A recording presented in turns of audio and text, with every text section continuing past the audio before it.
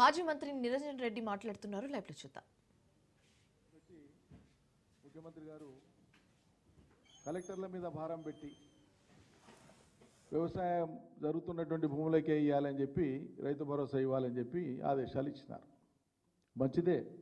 కలెక్టర్లు కానీ వ్యవసాయ అధికారులు కానీ క్షేత్రస్థాయిలో ఉండేటువంటి వాళ్ళందరూ కూడా నిష్పక్షపాతంగా పారదర్శకంగా వివరాలు తీసుకొని చేస్తే దానికి ఎవరికేం అభ్యంతరం లేదు. కానీ ఇక్కడ ప్రభుత్వం యొక్క ఉద్దేశాన్ని ఎందుకు శంకించవలసి వస్తుంది? వాళ్ళ ఆచరణను బట్టి. ఎందుకంటే ప్రభుత్వం ఇటీవల సాగునీటి ప్రణాళికను విడుదల చేసింది యాసంగికి సంబంధించి. ఆ సాగునీటి ప్రణాళికలో ఏ ప్రాజెక్టులో ఎన్ని నీళ్లు ఉన్నాయని చెప్తూ ఇన్ని ఇస్తాము ఇన్ని ఇవ్వలేము అని చెప్పి చేతులు ఎత్తేస్తూ సాగునీటి ప్రణాళికను విడుదల చేసి మనం అందరం చూస్తున్నాం. ఇప్పుడు వాళ్ళు చెప్తున్నటువంటిది ఏంటి? సాగు అయితేనే రైతు భరోసా వస్తుందని చెప్తాం. మంచిదే. సాగు ఎప్పుడవుతుందండి? యాసంగిలా నీళ్ళు ఇస్తే అవుతుంది.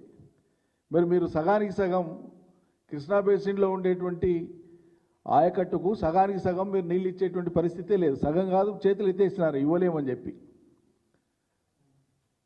కృష్ణా బేసిన్లో ఉండేటువంటి రైతాంగానికి నీళ్ళు ఇవ్వలేమనేటువంటిది. అదేవిధంగా గోదావరి బేసిన్లో కూడా అసమగ్రంగా ఉంది. అంటే నీళ్ళే ప్రభుత్వం ఇవ్వడానికి పూనుకోనప్పుడు రైతులు వ్యవసాయం ఎట్లా చేస్తారు యాసంగిలా? అంటే ఉన్న కొద్దిపాటి బోర్లతోనో వాళ్ళకున్న కొద్దిపాటి వనరులతో రైతుకు 5-6 ఎకరాలు వారేది ఉన్నా కూడా మీరు నీళ్ళు ఇవ్వని కారణంగా అతను బోర్ మీదనో ఇంకా దేని మీదనో ఆధారపడి 1/2 ఎకరమో చేసుకుంటే మీరు అంతకే ఇస్తారా రైతు బంధు, రైతు భరోసా?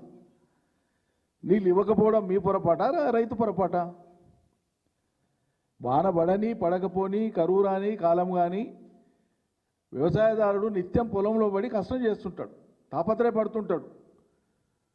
ఇవాళ కాకపోతే రేపు పడుతుంది వాన అనుకుంటాడు, కాలం ఇప్పుడు కాకపోతే రేపు అవుతుంది అనుకుంటాడు, పంట పోతే మళ్ళీ పంట రాదా అనే ఆశతో జీవిస్తుంటాడు.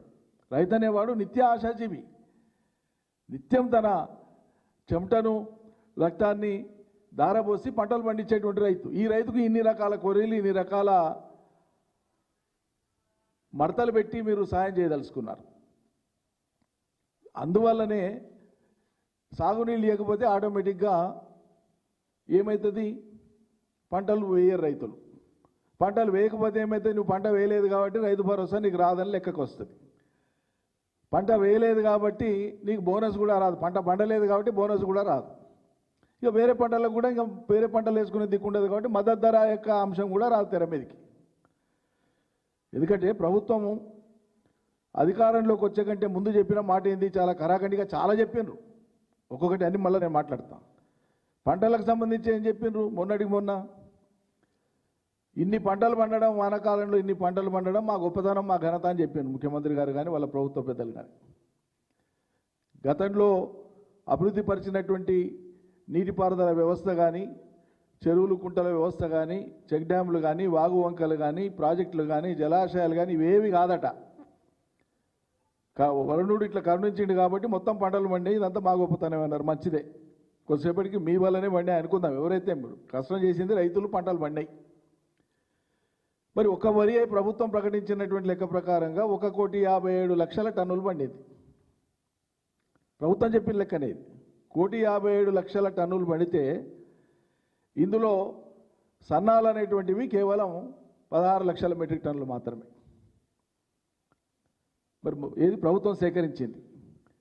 ప్రభుత్వం సేకరించినటువంటి ఒడ్లు మొత్తం ఎంత? 1,57,00,000 టన్నులల్లో 16 లక్షల టన్నులు మాత్రమే సేకరించినట్లు ప్రభుత్వం లెక్కలు చెప్తుంది. అంటే ఎంత అండి? 10% కూడా కాదు, దాదాపు క్లోజ్ టు 10%. దానికన్నా మొత్తం బోనస్ ముట్టిందా? మొత్తం ముట్టలేం మళ్ళా. కాబట్టి ఈ పంచపాండవుల వలె మంచం కోళ్ళ వలె ముగ్గురు అని 2 చూపబోయి ఒకే ఏళ్ళు చూపినట్లు సర్కారు యొక్క నీతి రైతులకు సంబంధించి ప్రత్యేకంగా నేను రైతుల విషయంలోనే ఒక్కని చెప్తున్నా, ప్రోద్ఘాటిస్తున్నా. మొదటి నుంచి డే 1 నుంచి ప్రభుత్వం వచ్చిన మొదటి నుంచి కూడా వీళ్ళ యొక్క వైఖరి ఏదో ఒక వంక ఏదో ఒక సాకు చెప్పి అవసరమైతే ఈ నింద పోయిన ప్రభుత్వం మీద వేసేసి తప్పించుకోవాలనేటువంటి ఒక ఉపాయం తప్ప అంతకు మించి ఏమి లేదు. రుణమాఫీ చాలా గొప్పగా చెప్పినారు.